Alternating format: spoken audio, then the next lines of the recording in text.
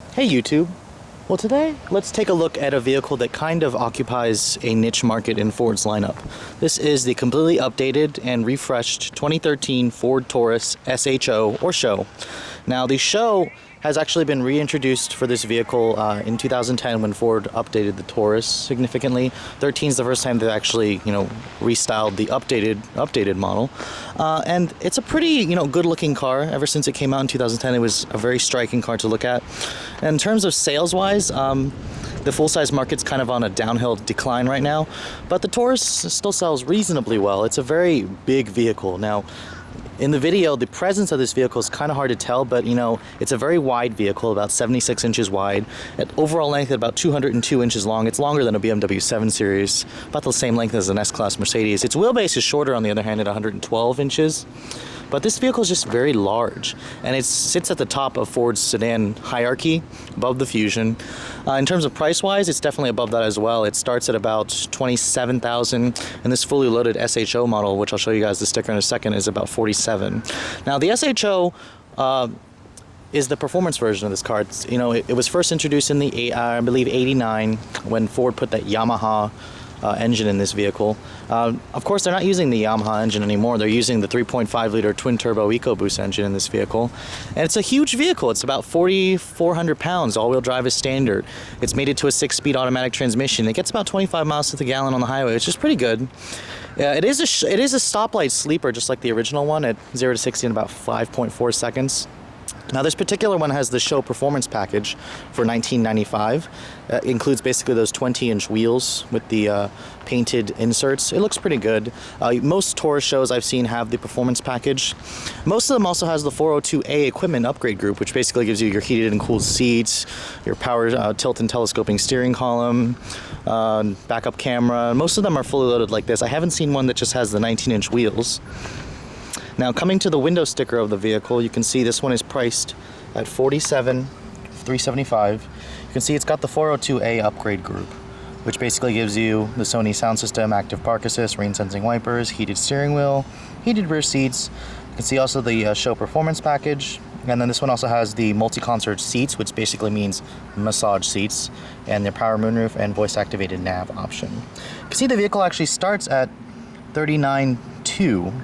So if you're looking for a base model, you don't really need all these features. It represents a decent value because this car competes, with the V8 powered cars like the Charger, stuff like that, with much better gas mileage at 18 or 17.25. However, it still occupies that niche in the market, just because a lot of enthusiasts who want a performance car like this don't necessarily want it to be this big. I really think if Ford introduced a Fusion SHO, it would be a really big sales success as opposed to this heavy, big Taurus SHO. Now, the Taurus SHO does come standard with Ford's smart key access system, basically. Keep this huge, rather large key fob in your pocket or person. You can lock the doors by touching right there. It'll lock the doors. To unlock the doors, just put your hand right here, and it'll unlock the doors for you. Coming inside, this SHO only comes with a black leather interior. You can see also the Performance Package adds the suede Alcantara on the steering wheel bolsters. Really nice looking steering wheel. Stepping inside, you do have to duck your head a tad because the roofline is rather low. And for such a large vehicle, that's the one big issue with this current Taurus, is the interior can feel a little bit on the cramped side. You can see here's the new instrument panel, instrumentation. You do have your push button start that's standard on the SHO. Just put your foot on the brake and push the button.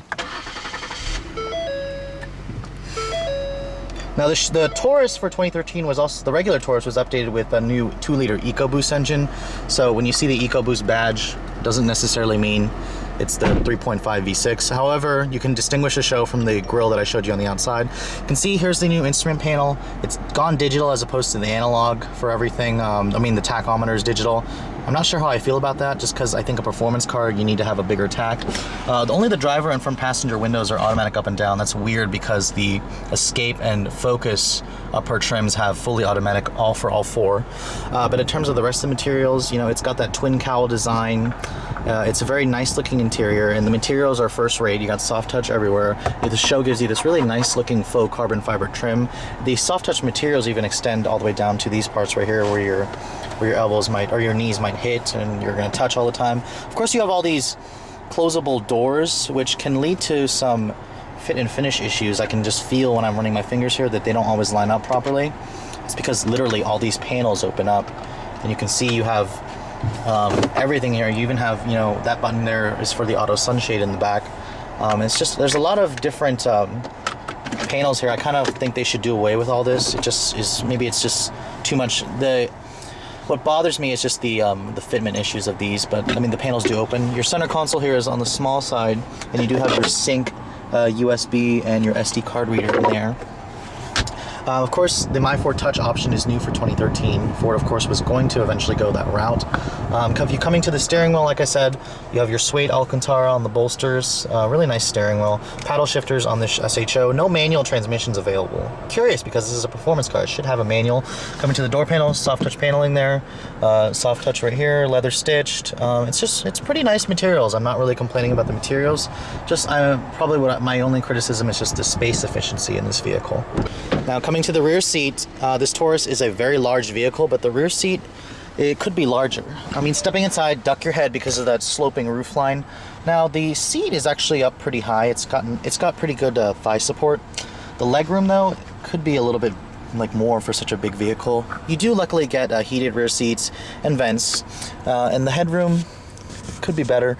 You do have an armrest right here, though, with cup holders, so that's very nice. The vehicle is very wide, so you can, you know, sit 3 across. Unfortunately, you have a nice big center tunnel here that's intruding on the space, and the door panels in the rear seats have been carried over, soft touch materials throughout, and you have nice storage as well.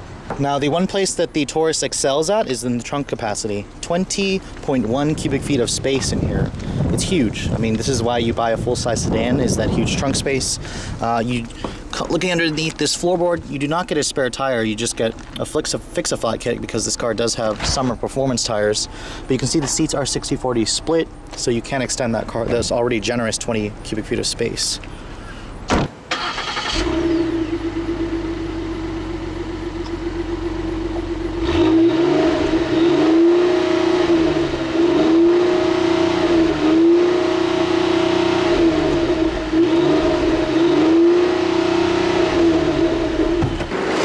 Of course, what makes the SHO a SHO is Ford's 3.5-liter twin-turbocharged direct injection EcoBoost V6.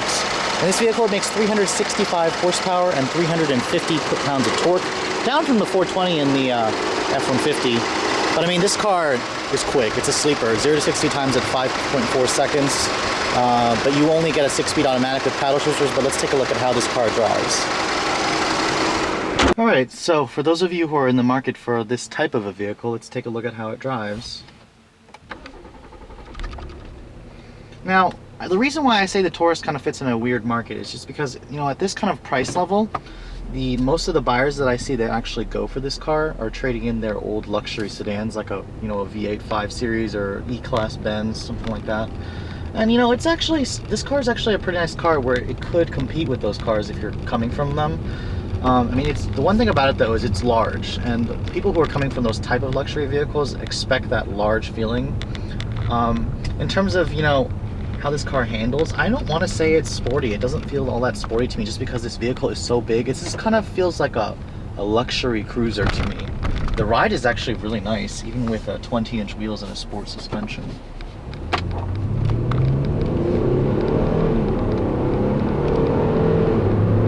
You can see this car has smooth, effortless acceleration. The exhaust is really quiet on this car also. It's not really much in terms of noise.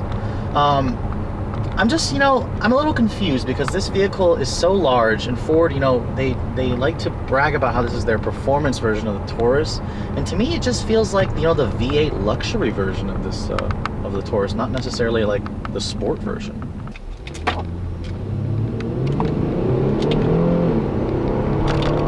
Paddle shifters actually work pretty well. They don't feel very nice though. They're plastic. You know, it would be nice if they used kind of a paddle shifting material from the Infiniti G with the magnesium and the aluminum. And you know, they do rev match on your downshifts here when you're trying to downshift. But this car's a pretty quick car. It's a sleeper. I mean, you can drag race people at stoplights all day long and they'll be surprised at how fast this big boat actually goes. And you know, everything else is quiet. The seats are comfortable. The ride is supple. I wouldn't hesitate to take this on a long trip. And you know, you would assume that most vehicles with 20-inch wheels, big tires, fat tires, would be noisy and harsh riding, but that's not the case here. So, you know, I personally think what Ford should do with this vehicle is market it as, you know, the luxury V8 version of this car, kind of like the Chrysler 300C, not necessarily the performance version.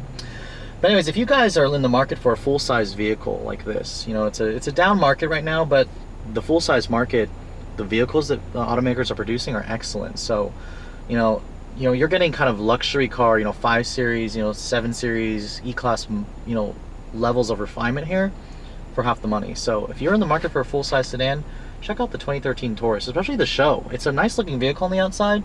Just don't, you know, expect it to be a performance car. It's more of like a boulevard luxury cruiser that's fast. It handles all right, but it's not necessarily, you know, your performance sports sedan. But I hope you guys have enjoyed my quick overview of this vehicle. If you're in the market for one, check one out. Thanks for watching. I'll catch you guys later.